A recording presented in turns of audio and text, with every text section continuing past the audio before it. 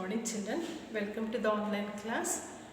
You have already seen the most of the video classes of the magnetic effect of electric current, and you have learned what is magnetic effect of electric current, who discovered magnetic effect of an electric current, then the pattern of the magnetic field around a bar magnet, and the pattern of the magnetic field around a current carrying straight conductor in the circular loop as well as the solenoid. Did you go through the classes? Did you write all the points in the notes? If you are not done, please do it, because this chapter will be there for FA2 test.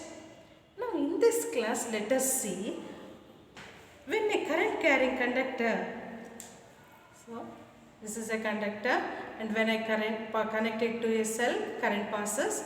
So current carrying conductor, what does it produce? Magnetic field. And when a magnet is brought next to it, what happens? See, this current carrying conductor produces magnetic field, and the field will exert a force on the magnet. At the same time, magnet will also exert an equal and opposite force on the conductor. Because of that, what happens? Conductor experiences force and moves in the direction of the force. This experiment can be done by small simple activity given in your text, page number 124. He says that take a aluminium rod. Ends of the aluminium rod should be connected to what is called as cell or a battery. After connecting it to a battery, what happens? Tell me. Current flows through the aluminium rod. When current flows through the aluminium rod, what we have to bring? We have to bring a horseshoe magnet. How we have to bring? He says that we have to take this horseshoe magnet and we have to place in between the rod. So when you place like that, we observe that there will be slight displacement of the rod. The rod slightly moves. Why it moves? Because the force is exerted by the magnetic field of the horseshoe magnet. So the direction of the force or the direction of the motion of the current carrying conductor is given by Fleming's left hand rule.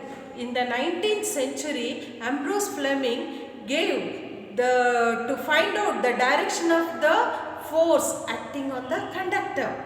In which direction the conductor moves? So he says in his rule, the left hand, take your left hand, first three fingers you have to stretch them mutually perpendicular to each other.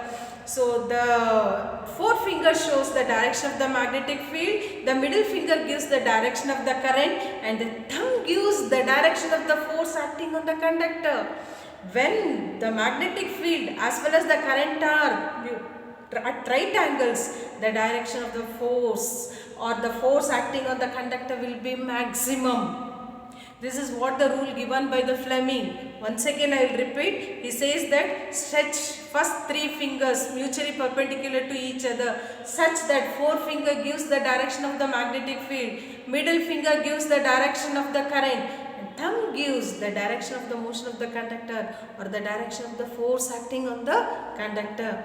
There are devices that make use of current carrying conductor and magnetic field, such as electric motor, generators, loudspeakers, microphones, and in this class we will learn more about the electric motor as well as what is called as generator.